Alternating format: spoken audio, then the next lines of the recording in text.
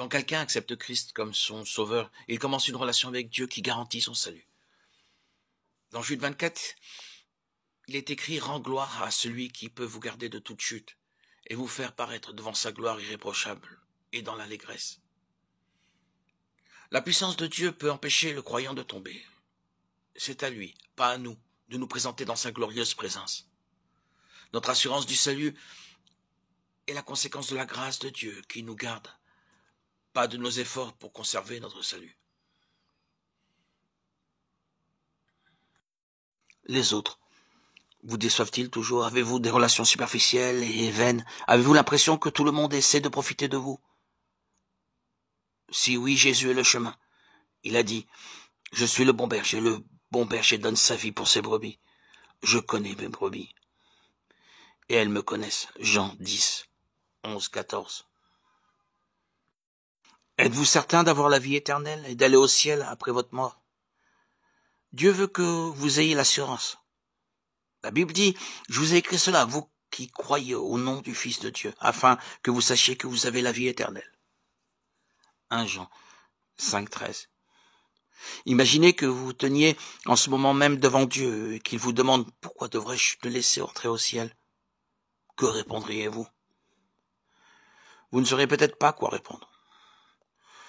Ce que vous devez savoir, c'est que Dieu nous aime et nous a fourni un moyen par lequel nous pouvons être certains de l'endroit où nous passerons l'éternité.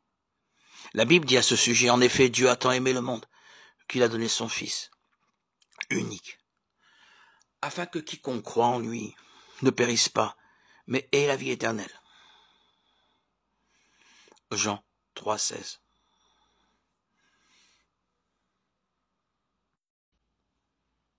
Toute personne est responsable devant Dieu, qu'elle ait entendu parler de lui ou non. La Bible nous dit que Dieu s'est clairement révélé dans la nature, Romains 1, 20, et dans le cœur de l'homme, Ecclésiaste 3, 11. Le problème est que l'humanité est pécheresse. Nous avons tous rejeté cette connaissance de Dieu, et nous sommes rebellés contre lui. Romains 1, 21, 23. Sans la grâce de Dieu, nous serions livrés aux désirs pécheurs de notre cœur afin de comprendre à quel point une vie sans lui est vide et misérable. C'est ce qu'il fait à ceux qui persistent à le rejeter. Romains 1, 24, 32. Le problème ici, qu'en réalité, personne ne pourrait dire n'avoir jamais entendu parler de Dieu. Le problème est plutôt que certains rejettent ce qu'ils ont entendu et ce qu'ils peuvent facilement voir dans la nature. Deutéronome 4, 29 proclame « De là tu chercheras l'Éternel ton Dieu et tu le trouveras, si tu le cherches de tout ton cœur et de toute ton âme. » Ce verset nous enseigne bien un principe important. Tout ce qui cherche sincèrement, Dieu le trouve.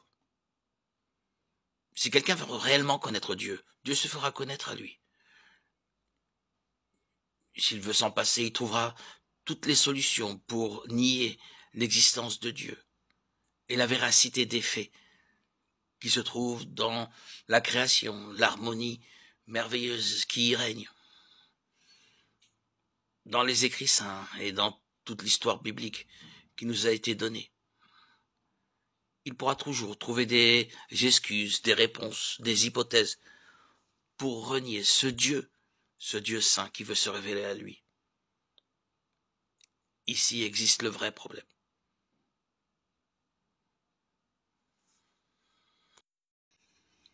Apocalypse 20:15 dit « Tous ceux qui ne furent pas trouvés inscrits dans le livre de vie furent jetés dans les temps de feu. » Dans ce contexte, le livre de vie est la liste des noms de ceux qui sont sauvés et passeront l'éternité au ciel avec Dieu.